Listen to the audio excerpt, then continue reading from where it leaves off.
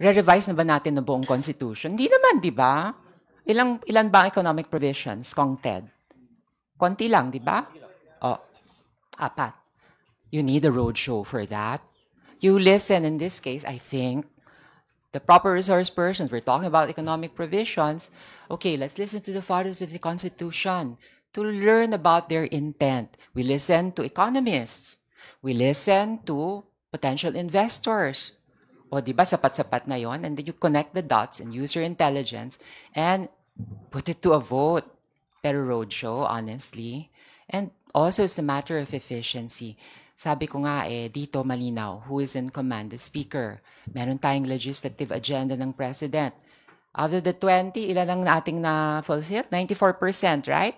Yes. Oo. Tapos sa Senate, ilan? 14? I don't know.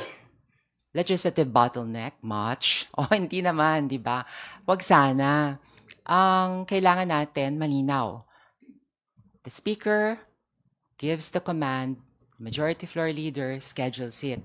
Sa upper house, like, who's in charge? Who's on top? Who's on bottom? Si SP Migs ba? O si Senator Joel? I mean, I'd like to find out. Please enlighten me. Kasi nga, it's for the sake of efficiency. I'm sorry. Ito ang nararamdaman ng marami kong kasamahan. Maraming problema ng taong bayan na masosolusyonan sa pagpasok ng mga investors sa ating bansa. Mataas na kuryente. When there's more competition, pababaan ng presyo. Pag mas maraming trabaho, giginhawa ang maraming pamilyang Pilipino.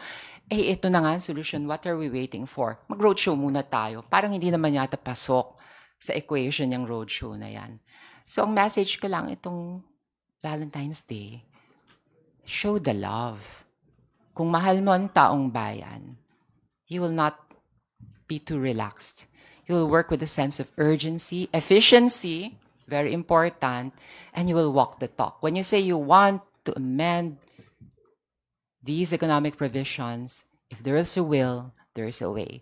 So, show the love and let love win.